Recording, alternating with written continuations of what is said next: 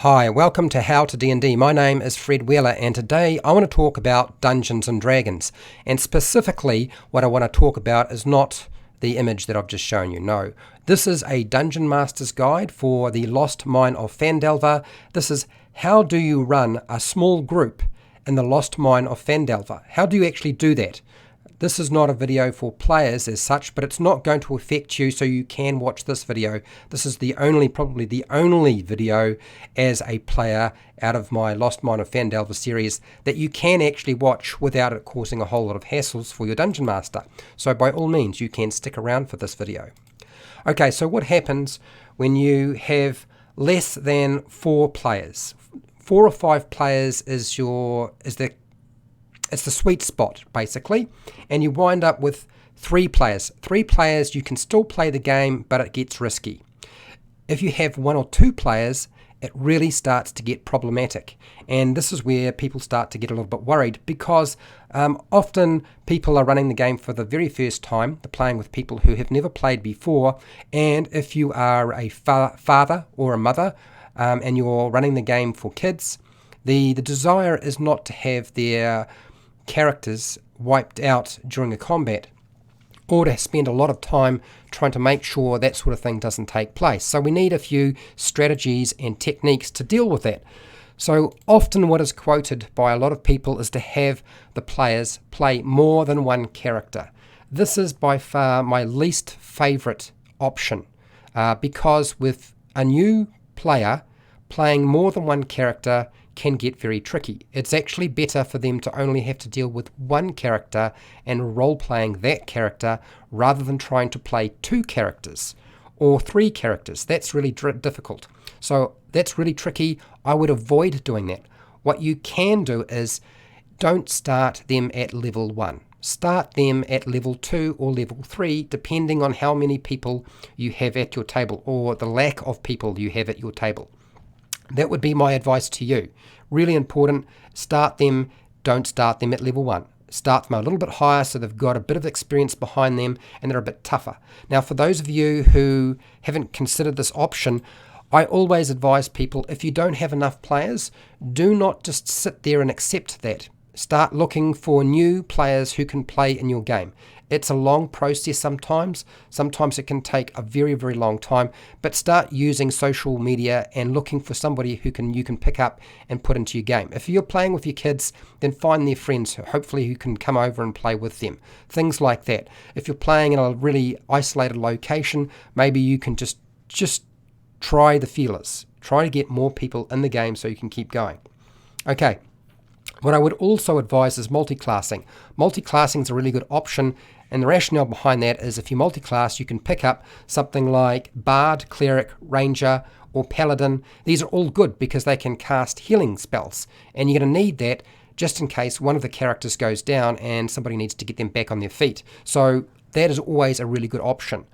I don't normally say this, but honestly, this is a great time to give them more money. Give them more money so they can buy more healing potions when they outfit themselves. It also allows them to buy better equipment, such as weapons and armor in particular.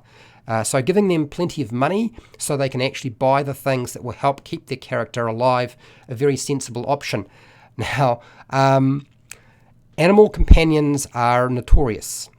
We all know this. It's been around Dungeons and Dragons for years, but this is one of those times where instead of them playing 2 characters, it's actually good if they play 1 character and you give them an animal companion, because that animal companion now can stand in the front line and act like a fighter or a block while they are battling whoever it is. So give them an animal companion.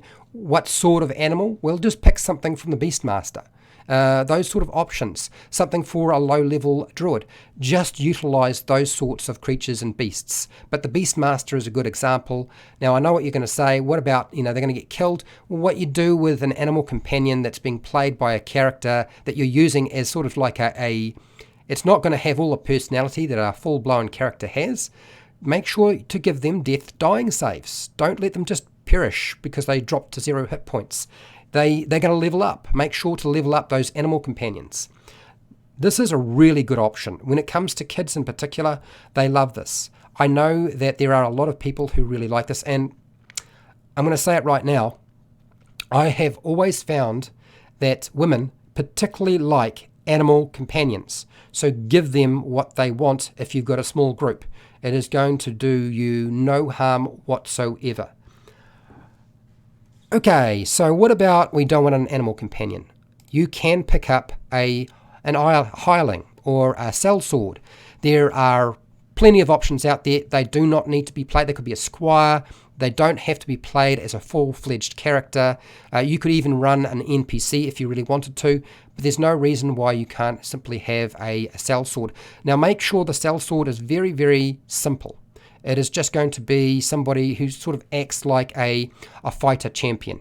That's the sort of character you want, where all of the maths and all of the abilities are tied up in the maths. There's no special abilities. All they do is sort of swing a weapon or hit something or shoot something, and that's really it. There's nothing else to sort of worry about. And that will simplify a lot of your problems. There are plenty of NPCs, as it happens, in the Lost Mine of Phandelver. Sildar Hallwinter is one that you could use. I don't like the idea of a Dungeon Master taking on more responsibility when they start out. So when I start talking about using NPCs rather than the players having a hireling or a sellsword or an animal companion, I'm only providing that as an option. I don't think it's a great idea, but if you feel you can manage it, then by all means go with it. That's fine with me. There are other characters within the adventure you can use, not just Sildar Hallwinter. You can use Sister Gali. I think that's right. Gali, whatever. You know what I'm talking about. If you've read the adventure, you know what I'm talking about. There's a couple of other characters that you could pick up as NPCs to help support the party and make sure they are successful. Now, they've got to ride around, or they've either got to walk or ride. So if you're going to give them a mount that can attack, something that can fight, because that means you don't have to worry about that animal companion that you were like, I don't like the idea. Look, it doesn't have to be a griffin.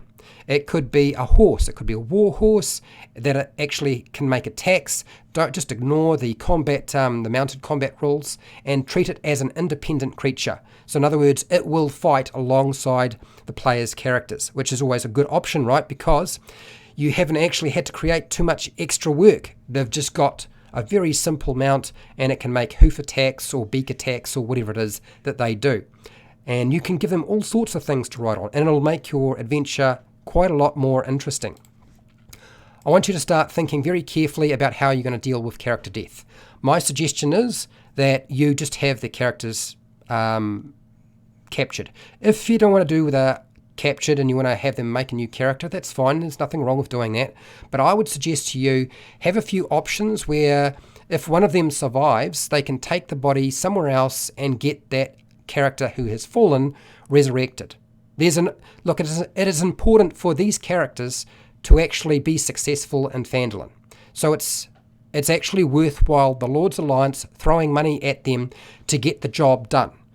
Particularly since Sildar Hallwinter not necessarily going to be able to do that job, certainly not up front. He's a bit older than he used to be. He's not a young, sprightly individual anymore. So consider those as options. Have a good talk with your players and discuss some of the options that you can use. And I've done many videos on character death, so go and check them out if you haven't seen them. And there's plenty of things you can do rather than just have them roll up a new character or create a new character. Okay, what about healing potions? Make sure as they're adventuring and exploring their locations, drop lots of healing potions. Magic items will certainly increase their power and make them a bit more powerful, particularly if you've got low-level characters. You know, low-level characters are a bit squishy, right? Once you get to about level 5, it's going to be not quite so bad, but dropping lots of healing potions is always a really smart idea. One of the problems that a lot of dungeon masters have is they look at an encounter and they don't seem to understand that if they don't reduce the number of attacks being dished out, the player's characters, particularly if you can't increase their numbers, then you're going to wind up with action economy, particularly at low level, kicking in. Higher level characters can truck out a lot of different attacks. Usually by the time they get to level 5 or 6, a lot of characters are casting more than one spell or making more than one attack. So therefore, it's not such a big deal. And low-level characters can make, if they do 2-weapon fighting, can make 2 attacks in the same round. It doesn't matter what class it is, as long as you're carrying light weapons. And so therefore, they increase the number of attacks they can make. But you need to start thinking about reducing the number of enemies that they have to face. If you don't reduce the number of enemies, they're going to get overwhelmed, crushed like a bug, and we don't want that sort of thing happening. You don't always have to change the number of monsters. Sometimes changing the type of monster, you can get a bit creative. If you feel like, well, actually, I could bring in a slightly lower rated or challenge rating monster. It would still be the same type of monster, but maybe I'm going to reduce the type of monster it is, drop it down a level. It's not going to be quite as powerful as before. You can reduce the number of hit points that a monster has. So instead of taking the number that's listed on the stat block in the back of the adventure, you can just skip that, and I'm going to take that number and I'm going to chop it in half and see what happens. If it works, then keep doing it. So cutting down the number of hit points. You can remove some of the benefits that some of the monsters might have. If they have a whole lot of magical weapons or healing potions themselves and you want to eliminate those as well, then by all means do that. I recommend that you talk to your players and say, look, what sort of character do you want to play? Because if you play something like a paladin or a cleric, they're really, really powerful. They are very capable of healing. And even a bard it's very sort of general in its approach. So therefore, it can do a lot of different things. Also, you're dealing with new people, probably playing the game. Make sure that they spend a bit of time planning and thinking about what they will do before they do it. And if you can see that they are going to be doing something that's going to be a bit foolish, then I would say, look, I want you to think about that a bit more clearly. There's a couple of consequences to doing that sort of action. I'm not going to say you can't do it that way, but maybe you should think about this a bit more. Maybe you could try doing this or this. What would you like to do? Just pointing it out. You do not need to operate like an objective observer. You're not an objective observer. You are a dungeon master. You run the game, you adjudicate the rules, and a dungeon master, by all means, can also provide advice. And I find that some people seem to forget that sometimes. Don't forget that. It's important. Make sure as a dungeon master, particularly with new people, that you give them some advice about what would be a good strategy or technique or some of the things they need to do. And every single character that you send out into your adventure, I would say to them, look, no matter what you do, if you have enough money to buy healing potions, buy them. If you don't have enough money, chances are you will have enough money to spend the 5 gold to get yourself a healer's kit. Anybody can use it. It means when you use it as an action, you automatically stabilize a creature. And that is really, really beneficial. What do you do about the dragon? What if they want to go and fight the dragon? My suggestion to you is they will probably struggle with the dragon. So leave it, like level 4 is still going to be difficult with a small group.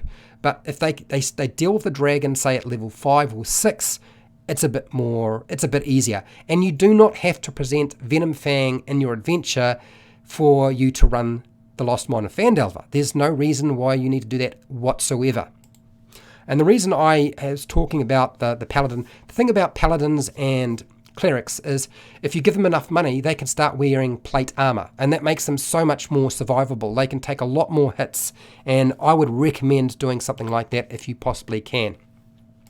Okay, so that's pretty much all of the advice I have. If you have any questions, if you have any advice you would like to add, start typing that into the comment section right now. I have many more videos you can watch on the Lost Mine of Phandelver, and you're welcome to go and check those out if you want to. I have a Patreon page where you can support me, so I keep doing videos like this. I have affiliate links down in the description. where you can buy stuff from Amazon and the book depository, and I get a small commission from anything you buy, and there's no extra cost to you. And share, like, and subscribe. Hit the bell button to be notified when I go live and when I publish new videos. And hey, till next time, keep rolling those 20s.